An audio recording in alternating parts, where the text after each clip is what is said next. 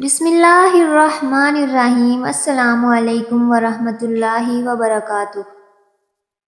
ایک بادشاہ نے رات کو عجیب و غریب خواب دیکھا کہ ایک عورت بادشاہ سے کہہ رہی تھی کہ آج آؤں یا کل آؤں۔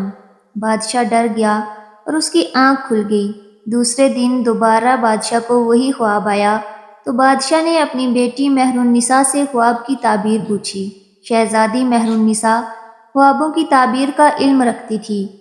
شہزادی نے بادشاہ سے کہا کہ اس بار اگر آپ کو خواب میں وہی عورت آ کر پوچھے کہ آج آؤں یا کل آؤں تو آپ اسے کہہ دینا کہ نہ آج آؤ نہ کل بلکہ ابھی کے ابھی آ جاؤ۔ بادشاہ نے اپنی بیٹی کی بات پر عمل کیا اور سو گیا۔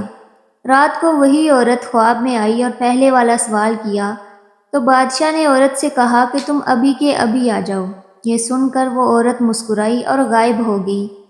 صبح بادشاہ جیسے ہی نیند سے بیدار ہوا تو ایک درباری نے بادشاہ کو اطلاع دی کہ پڑوسی ملک کے بادشاہ نے ہمارے ملک پر حملہ کر دیا ہے۔ بادشاہ نے فوراً اپنی افواج کو حکم دیا کہ جنگ کے لیے تیاری کی جائے، مگر دشمن افواج نے اچانک حملہ کر دیا تھا، اس لیے ان کے حملے کا جواب دینا اتنا آسان نہ تھا اور بادشاہ کی فوج کو پسپائی اختیار کرنا پڑی۔ جب بادشاہ کو یقین ہو گیا کہ اب شکست یقینی ہے تو اپنی بیٹی کو ساتھ لے کر جنگل کی طرف بھاگنے لگا۔ بادشاہ کو جنگل میں ہی شام ہو گئی۔ بھاگ بھاگ کر شہزادی کے پاؤں میں چھالے پڑ گئے۔ جنگل کے باہر بادشاہ کو ایک گھر نظر آیا تو بادشاہ گھر کی طرف روانہ ہوا۔ بادشاہ نے جب دروازے پر دستک دی تو باہر ایک آدمی آیا جو بادشاہ کے دربار کی وزارت کر چکا تھا۔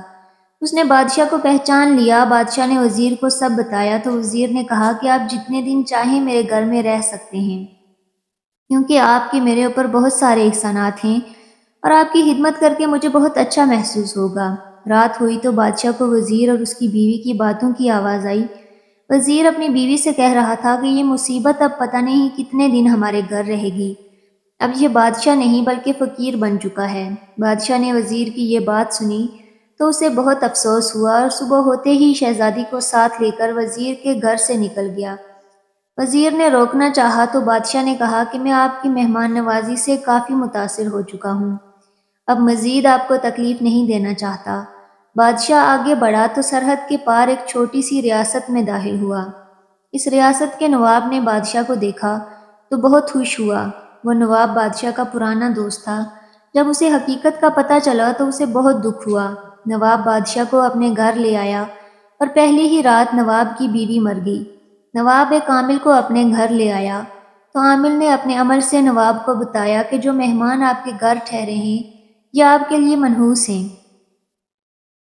بادشاہ نے جب یہ سنا تو چپکے سے نواب کے گھر سے بھی روانہ ہو گیا۔ بادشاہ کو اپنے محل کی عیش و عشرت بہت یاد آ رہی تھی۔ آگے جا کر بادشاہ کی نظر ایک محل پر پڑی۔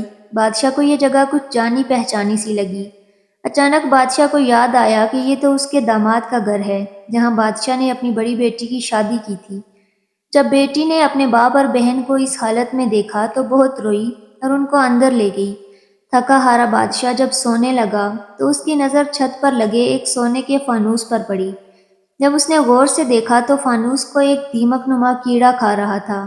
بادشاہ جلدی سے اٹھ کر بیٹھ گیا کہ کہیں فانوس اس کے اوپر ہی نہ آ جائے۔ دیواروں پر غور کیا تو ادھر بھی کیڑے تھے جو کمرے میں موجود ہر چیز کو دیمک کی طرح چاٹ رہے تھے۔ بادشاہ نے شہزادی مہر النساء کو نیند سے بیدار کیا اور اس سے کہا کہ میں اپنی نحوست اپنی بیٹی کے گھر نہیں پھیلا سکتا، تم ادھر ہی ٹھہر جاؤ، میں کہیں اور چلا جاتا ہوں۔ مگر شہزادی نے کہا کہ میں آپ کو اکیلا نہیں چھوڑ سکتی۔ پھر دونوں آدھی رات کو ہی وہاں سے روانہ ہو گئی۔ صبح کی اذان کے وقت دونوں باپ بیٹی کو ایک جھونپڑی نظر آئی جس کے اندر سے دھواں نکل رہا تھا۔ بادشاہ جھونپڑی کے اندر داخل ہوا تو ایک درویش بیٹھا ہوا تھا۔ بادشاہ نے درویش کو سلام کیا تو درویش نے کہا کہ تم نے خواب میں عورت کو آج ہی بلا کر اچھا کیا، اگر کل بلاتے تو مشکل میں پھنس جاتے۔ بادشاہ درویش کی بات سن کر حیران ہوا۔ پھر درویش نے کہا کہ تم نے خواب میں جو عورت دیکھی تھی وہ اصل میں گردش تھی جو برا وقت لے کر پوچھتی تھی کہ آج آؤں یا کل۔ شہزادی مہر النساء جانتی تھی کہ بڑھاپے میں اگر آپ پر کوئی آزمائش آتی تو آپ برداشت نہ کر پاتے، اس لیے آپ کی بیٹی نے آپ کو مشورہ دیا کہ اسے ابھی آنے کا کہو، مگر تمہارے لیے اچھی خبر یہ ہے کہ برا وقت اب ختم ہونے والا ہے۔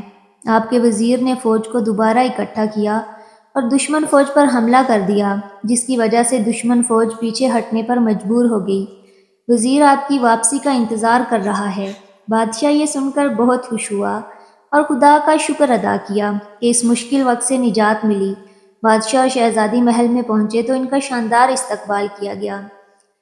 دوستو، کسی بھی مشکل گھڑی میں اگر صبر سے کام لیا جائے تو اچھا وقت ضرور آتا ہے۔ مشکل وقت خدا کی طرف سے آزمائش ہوتی ہے اور مشکل کے بعد آسانی بھی ہوتی ہے۔ آخر میں دعا ہے کہ اللہ پاک ہم سب کو موت سے پہلے نیک اعمال کرنے کی توفیق عطا فرمائے۔ آمین یا رب العالمین۔